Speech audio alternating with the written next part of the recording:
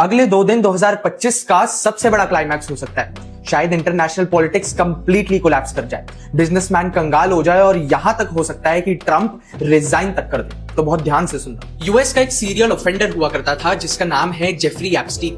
पूरी दुनिया भर में अंडर एज गर्ल्स का सबसे बड़ा सेक्स रैकेट चलाने वाला और कोई नहीं बल्कि जेफरी एप्स्टीन ही था, जिसने जेल में 2019 में आत्महत्या कर ली। अब ये एक सुसाइड था या फिर कोई कॉन्स्पिरेसी, वो एक अलग कहानी है। ऐसा माना जाता है कि एप्स्टीन का नेटवर्क दुनिया भर में इतना फैला हुआ था जिसमें टॉप बिजनेसमैन और पॉलिटिशियंस डायरेक्टली इन्वॉल्व थे।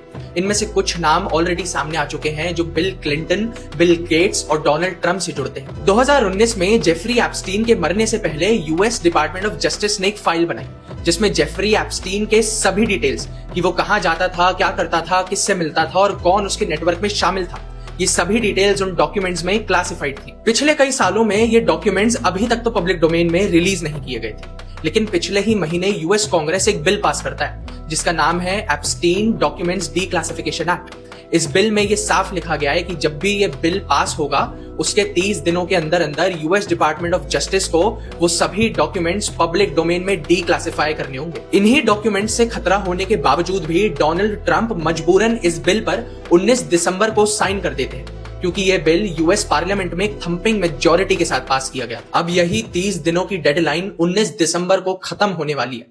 ऐसा कहा जा रहा है कि एप्स्टीन फाइल्स में कई इंडियन पॉलिटिशियंस, एक्स मिनिस्टर्स और बिजनेसमैन का नाम भी इन्वॉल्व है। हालांकि एप्स्टीन फाइल्स कोई क्रिमिनल चार्जेस नहीं बल्कि सिर्फ एलिगेशंस है, लेकिन इन्हीं एलिगेशंस के बेसिस पे पब्लिक आउटरीच तो होना तय है।